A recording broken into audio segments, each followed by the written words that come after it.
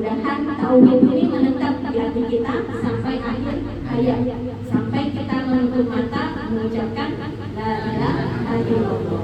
Jadi dari tauhid ini nikmat yang luar biasa diucapkan di lisan ternyata tidak cukup. Karena nikmat selanjutnya yang harus kita syukuri adalah nikmat Islam. Kalau ditanya Islam itu apa? Islam itu apa? Bunyal Islamu ala khamsin. Asyhadu syahadatu alla ilaha illallah wa asyhadu anna Muhammadar Rasulullah wa iqamus shalah wa ita'iz zakah wa shaum ramadan wa hajjul bait wa istata'a ilaihi sabila. Jadi ketika disebut Islam ya rukun Islam itu syahadat masuk, kemudian sholat, kemudian zakat, puasa, zakat, kemudian haji. Dan itulah setelah keimanan kita yakin hati kita, kemudian kita ucapkan dengan lisan bahwa Tuhan kita satu-satunya adalah Allah, kita tak yakin lagi dengan yang lain. Maka selanjutnya adalah Islam. Maka konsekuensi atau komitmen, ibaratnya kalau orang nikah ya suami istri kan sudah akad ya, saya nikahkan gitu ya sah. Setelah itu kan udah apa seperti itu aja, tentu ada akad dan kewajiban. Begitu juga kita sebagai muslim, nikmat Islam itu berarti kita jalankan, sholat kita jalankan, puasa kita jalankan, zakat kita jalankan, haji kita jalankan, adalah bentuk komitmen dari syahadat kita, bentuk komitmen dari tauhid kita. Jadi kata Allah, bukan cuma ibaratnya kalau orang yang jatuh cinta ya pasangan ya, bukan I love you dong tiap hari, tanggung jawab dong, jatuhnya ke orang tuanya, komitmen. Setelah akad nikah apa? Yang laki-laki kewajiban memberi nafkah, ya kan? Yang perempuan kewajiban menaati suami. Nah itu berarti kan bentuk komitmen. Begitu juga kita dengan Allah. Bentuk komitmen kita setelah syahadat tadi adalah tadi yang ada di rukun Islam, sholat, puasa, zakat, haji bagian. Nah itu pas banget ya, kita kan mau membahas tentang sholat. Jadi urgensi sholat itu ya. Maka ketika seseorang yang Tuhannya siapa? Tuhan saya Allah. Kalau sekarang kita bilang istilahnya ada yang sholat enggak, bulan puasa enggak, tapi agamanya Islam. Makanya kita sebut Islam KTP. Karena dia cuma ngomong doang, tapi realisasinya nggak ada. Kita kalau dijanji doang kesel nggak ya? Kalau ada orang misalnya ngutangnya dia besok, tapi komitmennya nggak ada, realisasinya nggak ada. Begitu juga ketika kita menjadi seorang hamba, ketika menjadi seorang hamba, tadi ada nikmat-nikmat. Ketika kita mampu sampai menikmati Islam itu, menikmati sholat, menikmati puasa, itu adalah nikmat yang Allah hadirkan bagi kita, nikmat yang luar biasa. Masya Allah, ibu-ibu di usia senja hadir di majelis ilmu.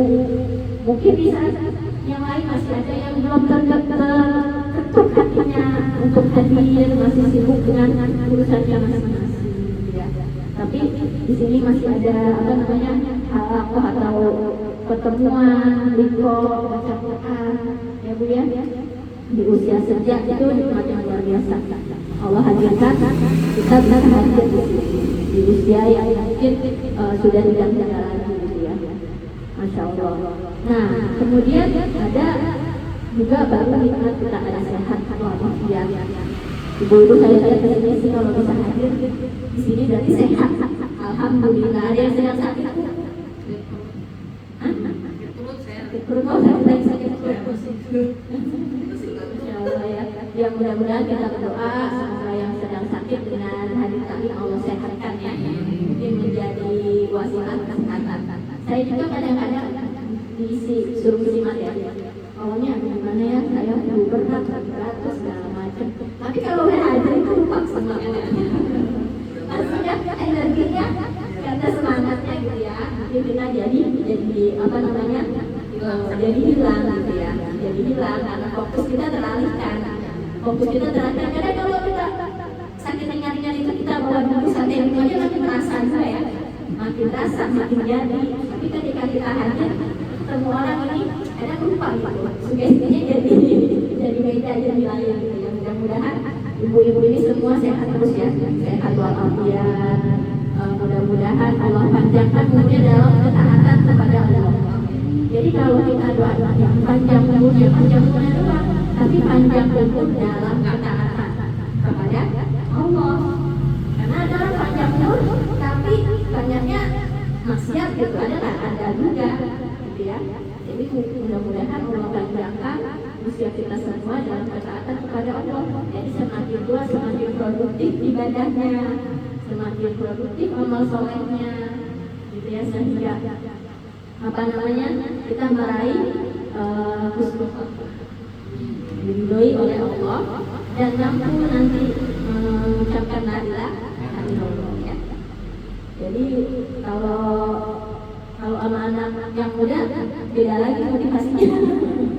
Kalau sekarang motivasinya ibadah, kalau saya sekarang motivasi, ayo masuk anakku harus kerja ini. Beda suasana ya.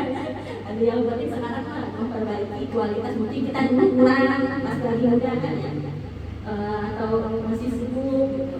Ya mungkin sekarang waktunya, misalnya tiap bulan bisa khatam Quran, sholat sunnah bisa lebih banyak. Ya saya ini masih namanya kadang masih punya anak yang SD itu ya. Kalau mereka belum tidur, ya pola mungkin ibu udah pengalaman ya punya anak kecil. Maksudnya kan kita pola tidur masih ngikutin anak gitu. Tapi kalau ibu saya mau tidur kamar aja sekarang udah nggak dipikirin lagi gitu kan, langsung istirahat gitu. Jadi tiduran bisa cepat, bangun pagi bisa sholat malam. Kalau kayak saya kan, ini itu masih berisik gitu. Loh, kadang dia masih banyak kekurangan jadinya dalam ibadahnya berusaha. Dia masih ada kesalahan yang mungkin amal solehnya di sisi yang lain dalam mengurus anak yang masih kecil.